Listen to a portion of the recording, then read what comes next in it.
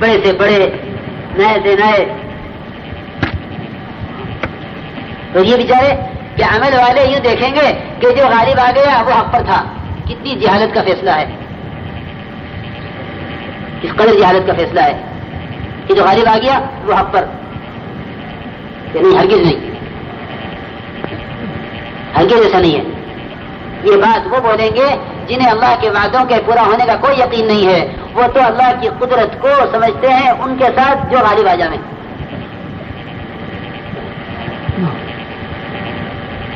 میرے محترم دوستوں بزرگوں، اللہ رب العزت نے ہمیں یقینی اسباب دیے ہیں. ان یقینی اسباب سے جب وعدے پورے ہوں گے، جب ان یقینی اسباب کا ہمیں یقین ہوگا. نماز عمل میں ہے، یقین میں نہیں ہے. نماز عمل میں ہے، یقین میں نہیں ہے. کوئی یقین نہیں نماز پر کہ نماز پہ ہوگا، یہ کوئی یقین نہیں ہے. بلکہ اسباب کے تاثر سے اعمال ہو رہے ہیں، اسباب کے تاثر کے ساتھ اعمال ہو رہے ہیں کہ اسباب کے تاثر سے عمل کا کوئی اثر ظاہر نہیں ہوتا. عمل کا اثر کوئی ظاہر نہیں ہوتا اسباب کے تاثر سے. تو یہ کہتے ہیں کہ دیکھو بھائی، دنیا لاحد اسباب ہے تو تم سبب بناؤ، اللہ سے مانگو.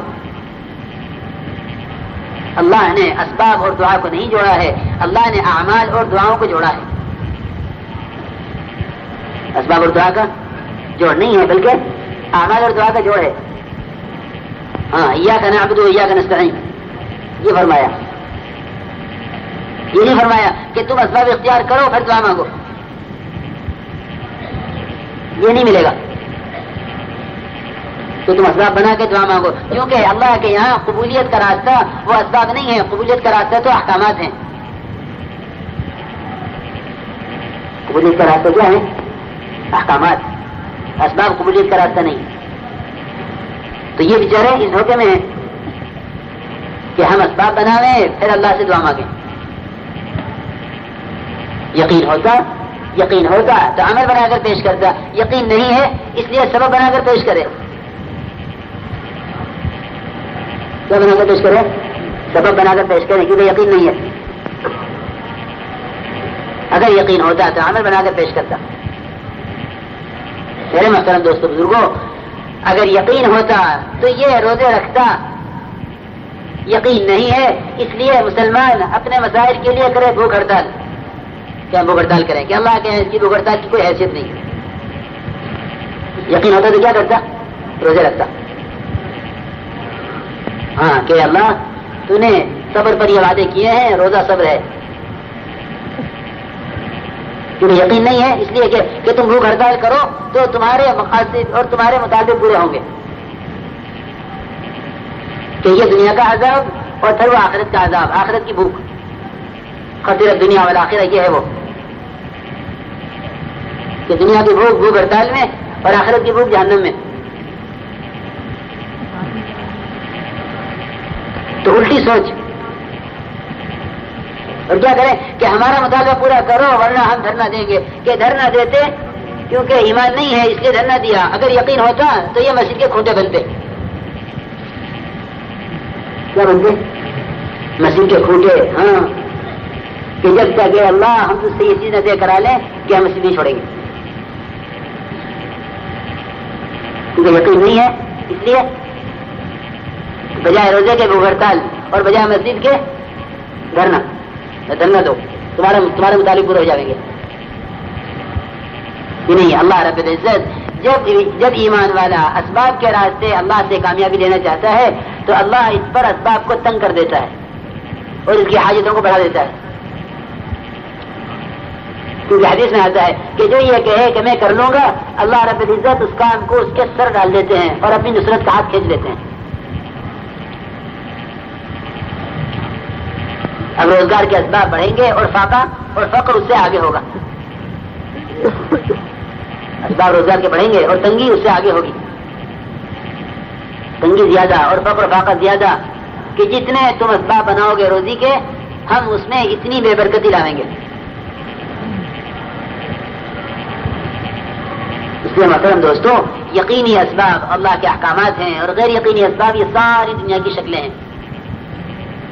یہ بات بالکل واضح ہے، صاف ہے. اور اسے یقین کے ساتھ سنو کہ اللہ نے غیروں کو اسباب دیے ہیں، ایمان والوں کو احکامات دیے ہیں. یہ تقسیم کرنا ضروری ہوگا کہ یہ خیال پیدا ہوگا تاجروں کو کہ دیکھو جی اب تو دکان نہیں کرنی ہے کیونکہ دکان تو غیروں کا سبب ہے. میرے محترم دوستوں بزرگوں، اللہ نے ایمان والوں کو اسباب امتحان کے لیے دیے ہیں اور غیروں کو اسباب جو دیے ہیں وہ اطمینان کے لیے دیے ہیں. غیروں کو دیے اسباب اطمینان کے لیے، وہ اپنے اسباب میں خوب کامیاب ہوں گے اور خوب آگے بڑھیں گے. اور ایمان والے کہ ان کو اللہ نے کامیابی کے لیے اپنے احکامات دیے ہیں اور وہ احکامات اسباب میں داخل کر دیے ہیں. اس لیے ایمان والوں کے لیے کامیابی کا سبب وہ سچائی ہے اور غیروں کے لیے کامیابی کا سبب وہ صرف تجارت ہے. غیروں کی کامیابی کا سبب صرف تجارت اور ایمان والوں کی کامیابی کا سبب کہ سچائی اور غیر کامیابی کا سبب کہ صرف حکومت اور ایمان والوں کی کامیابی کا سبب کہ انصاف کہ ان کی کامیابی کا سبب اور حکومت کہ ان کی کامیابی کا سبب. کیونکہ حکومت میں ہوگا ظلم اور یہ کہیں کہ ایمان کا تقاضا ہوگا انصاف. تو ایمان والوں کو حکومت نے اسباب دیے ہیں انصاف کی لائن کے اور ان کو اسباب دیے ہیں حکومت کی لائن کے. ایمان والوں کو اسباب دیے ہیں صداقت کی لائن کے اور صحیح تولنے صحیح ناپنے کی لائن کے اور غیروں کو اسباب دیے ہیں کہ ان کے پاس تو مطلق تجارت ہے. وہ نہیں جانتے کہ سود کیا ہوتا ہے، وہ نہیں جانتے کہ جھوٹ کیا ہوتا ہے اور وہ نہیں جانتے کہ دھوکے بازی کیا ہوتی ہے، وہ نہیں جانتے اس کو. تو ان کے پاس تو اسباب ہیں کامیابی کے یہ شکلیں اور ہمارے پاس اسباب ہیں ان شکلوں میں احکامات. تو اللہ نے احکامات پر اسباب کا غلاف چڑھا دیا ہے. یہ ہمارا امتحان ہے. انا جعلنا ما علی الارض زینۃ لها لنبلوهم ایہم احسن عملا کہ ہم نے دنیا کو مزین اسباب سے اس لیے کیا ہے تاکہ تم ایمان والوں کے اعمال کا امتحان لیں. امتحان لیں ایمان والوں کے اعمال کا امتحان لیں. لنبلوهم ایہم احسن عملا کہ اچھا عمل اس میں کس کا ہے. تو یہ میرے محترم دوستوں اس وقت تو غلط فہمی سے ہم اسباب میں سب مشترک ہیں. یہ دنیا دار اسباب ہے تو کس کے لیے کہ سب کے لیے. ایسا کیسے ہو سکتا ہے کہ اللہ نے ایمان والوں کو اور افنجعل المسلمین کالمجرمین کیا ہم ایسا کر دیں گے کہ مسلم مجرم سب برابر؟ نہیں، ایسا نہیں ہے. بلکہ اللہ رب العزت اسباب زیادہ دیں گے غیروں کو. کلوا وتمتعوا قلیلا انکم مجرمون کہ تم تو مزے اڑا لو کیونکہ تم مجرم ہو.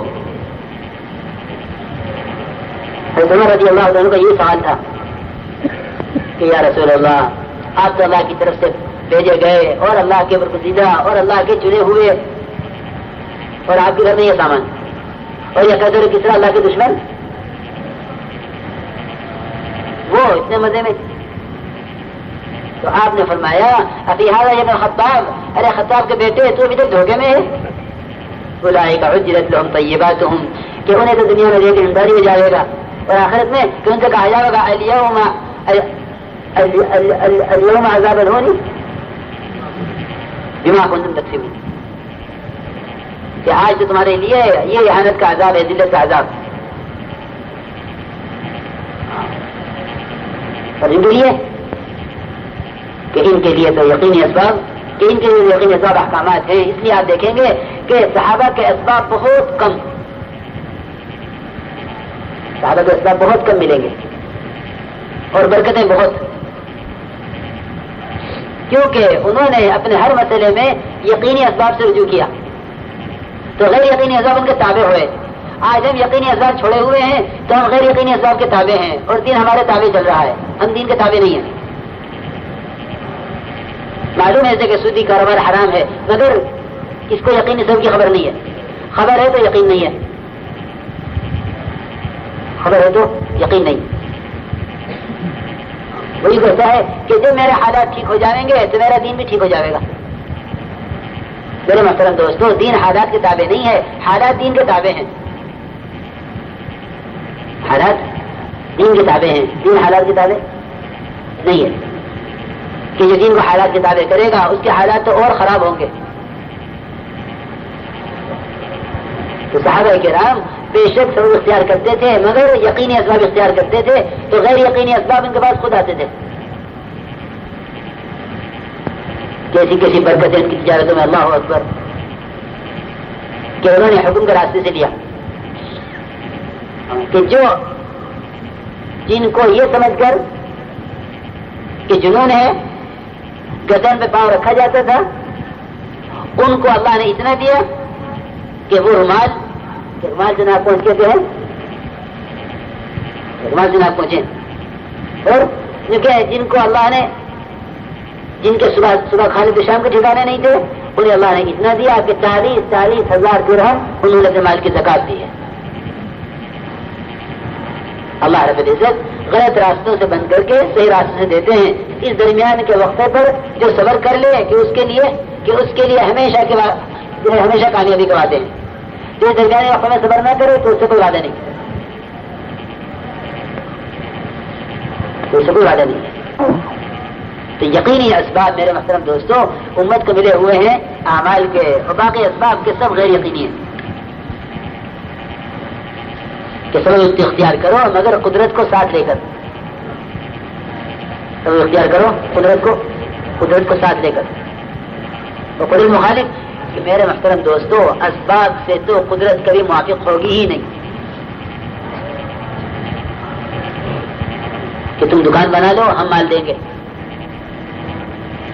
تم کارخانہ بنا لو ہم چلائیں گے، یہ راستہ نہیں ہے. اللہ کے کرنے کا ضابطہ یہ ہے ہی نہیں. ہم یہ بولتے ہیں کہ اسباب بنانا انسان کے ذمہ ہے، کام بنانا اللہ کے ذمہ. میرے محترم دوستوں بزرگوں، اتنی بات تو غیر مسلم کہہ رہے، اتنی بات کو مسلمان کافی سمجھ رہا. اتنی بات کون کہہ رہا ہے جو اللہ کو نہیں جانتے؟